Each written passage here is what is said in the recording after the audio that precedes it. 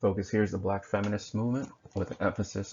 At the end of this session, you should be able to define these terms, analyze the required sources using this worksheet for the sources, and then complete this grid as you analyze source 1.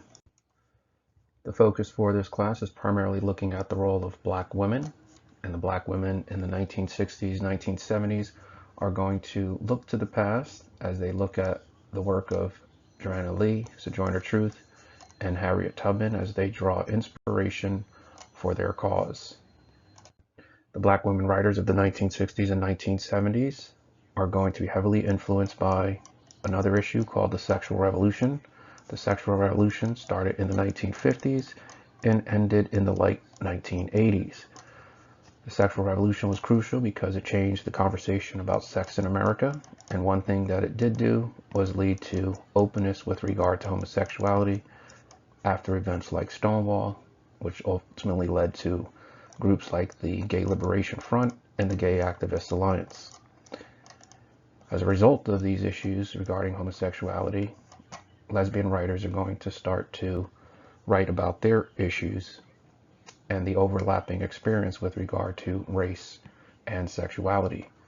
Hence the term intersectionality. We looked at this issue before in units 2 and 3, where we started to see overlap between race as well as gender, and now we're going to throw another issue in with regard to homosexuality. So it mentions here racism, sexism, classism, and homophobia. One of the groups to emerge is the Combahee River Collective, which winds up getting its name from the Harriet Tubman raid that we addressed in Unit 2.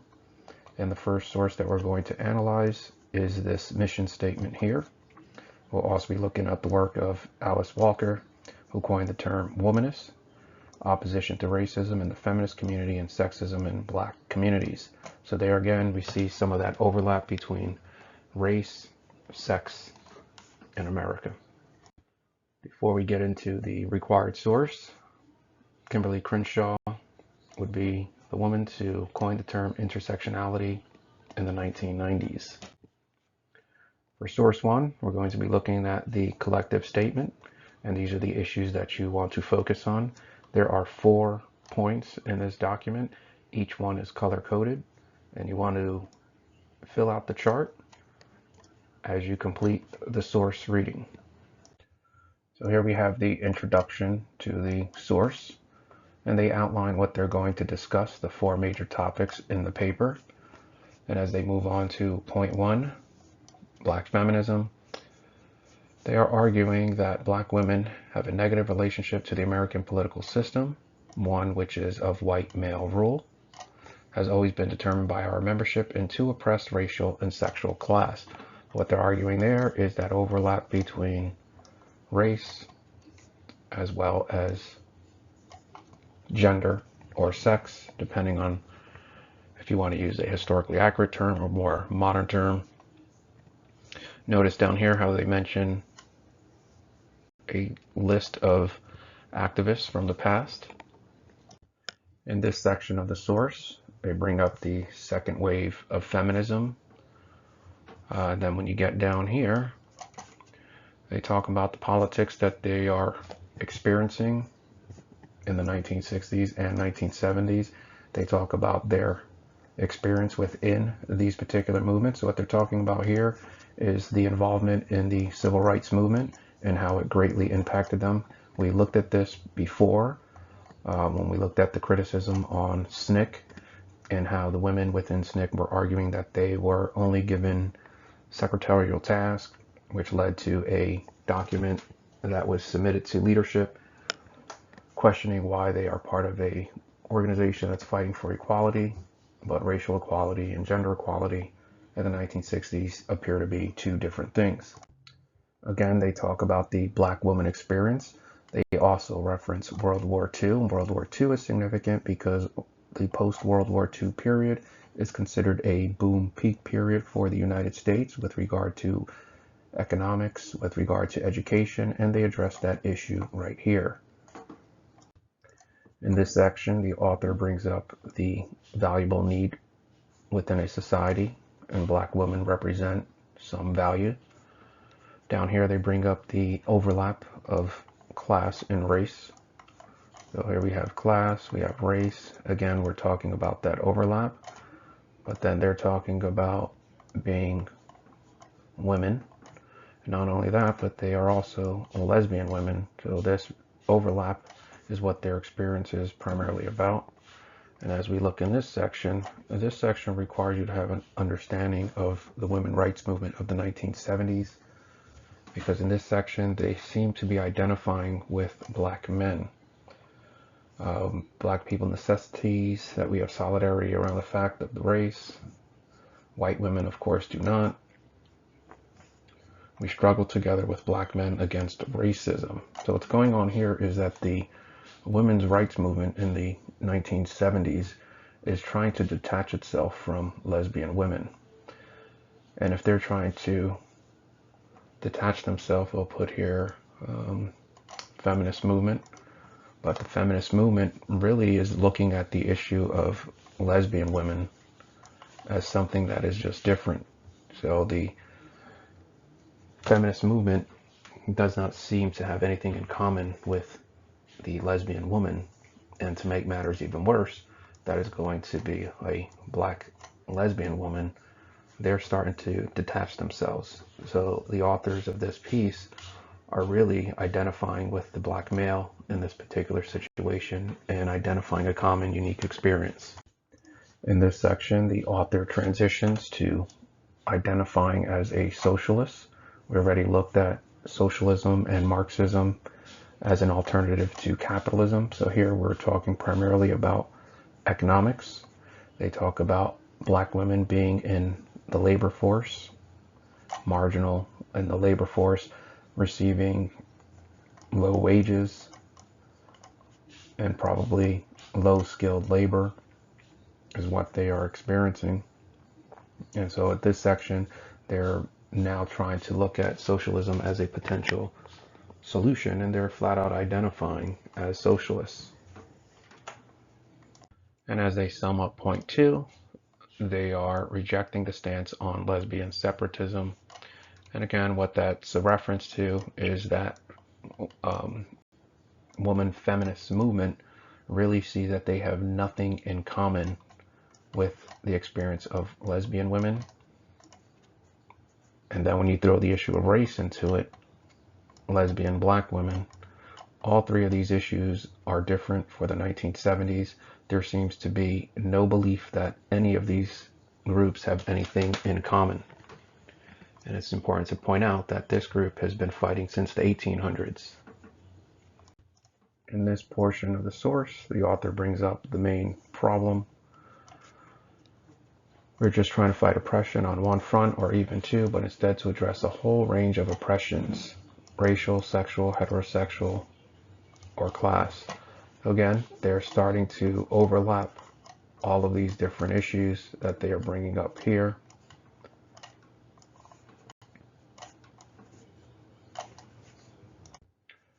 In this section, the author brings up traditional family roles. How is that going to work when you have a lesbian couple? As they mentioned down here, we understand it is and has been traditional that the man is the head of the house. Does this contradict that particular belief system? And then when we get down here, the accusations of the black feminists divide the black struggle are powerful deterrents to the growth of an autonomous black woman's movement. So what's going on here is that there seems to be some animosity towards the lesbian woman, and you're starting to further separate these groups. You have women who are fighting, you have black men who are fighting, you have lesbian women who are fighting for their issues, and you also have black lesbian women. What do all of these groups have in common? And according to the social constructs established, how do their unique experience kind of conflict with each other? And what I mean by that is, how can the black lesbian women negatively impact black men? And how can women be negatively impacted by this group? That seems to be the issue. In this section, they talk about lesbian women participating in issues that impacted women. For example, they bring up the Third World Women's International Women's Day activities. They bring up abortion rights, and then it says that they eventually have found each other. So as women participating maybe in this group, participating in this particular protest, eventually they all find themselves and they are going to become part of this organization that they are establishing in this particular document. In the fall of members' return, we experienced several months of comparative inactivity and internal disagreements, which first conceptualized as a lesbian-straight split. Also the result of class and political differences. So that seems to be the issue here. Are we going to find something in common among all of these oppressed groups, or are the oppressed groups going to continue to divide between black men, lesbian women, poor people, and so on? And in this section of the source, it kind of outlines what their political strategy is going to be. In this section, the authors bring up a series of issues that they have been advocating for, but they do point out this point: we are made constantly and painfully aware of how little effort white women have made to understand and combat their racism, which requires, among other things, that they have a more than superficial comprehension of race, color, and black history and culture. Once again, we're seeing that overlap, and we're seeing a detachment from white feminist women. We're going to have white feminist women, we're going to have black feminist women, then we're also going to throw lesbian women into this situation. And the more they focus on their differences between these two groups, they're really not focusing on the fact that collectively all of them are being oppressed. And at the end, they talk about black feminists and lesbians, that they have a revolutionary task and that they're ready for the struggle, which is going to be to advocate for black feminism as well as lesbian women, black lesbian women. For source one, make sure you have completed this chart. You should be able to have some summary for all of the points. Think about this discussion question here and what concerns did they bring up that were unique to their cause. Another example, this is not in the AP framework, the reading Homophobia, Why Bring It Up?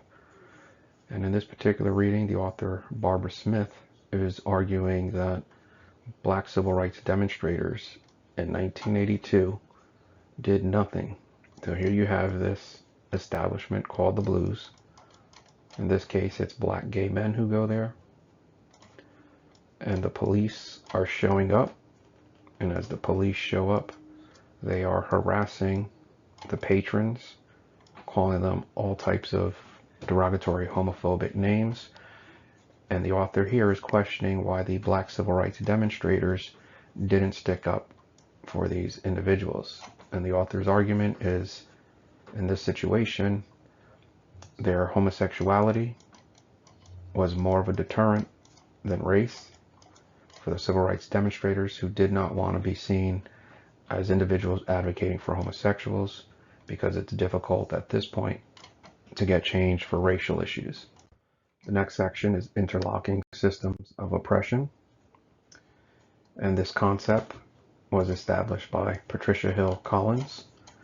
And you're going to see some writing emerge. Gwendolyn Brooks, Audre Lorde, who are going to write about the black lesbian experience. And this is more on that intersectionality that we have already addressed in Units 2 as well as Units 3. The first source that we're going to look at comes from Gwendolyn Brooks. She wrote this book here. Maud Martha gives you a brief description here. I'm also going to point out that she's from Chicago. That will be important at a future class. And source 2, we're going to use the source worksheet. We want to just have a summary of the source and then try to determine the significance. And in this source, notice the issue here, being out in a place and recognizing that you are the only minority and the role that that is going to play, as these individuals are about to go out. Let's go downtown. Let's see what happens to them. In this section, it doesn't seem to be anything too bad. It's just talking about the experience and some of the conversation that they're having. But as we get into this one, we see once again the recognition that we are the only colored people here. And that is what the theme for this particular source is going to be.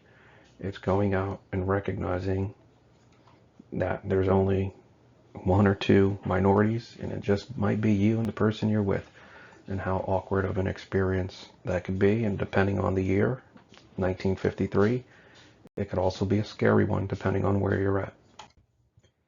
In this section, the picture is over, and we start to see what happens. As it mentions here, all of the colored people stand up as the picture is over. So in source 2, the summary, it's simply just that recognition. We go out to a restaurant, and this might be something that only people of color do. When you're there and you recognize there's only one of you in a sea of others, we'll put times 30, and you just recognize, and that feeling that you are the outsider. That's what's going on in this particular piece here. We're the only colored people here. At the end of this class, you want to be able to define these terms here. Hopefully you have some understanding of these sources. And if you want to check your definitions, use this slide.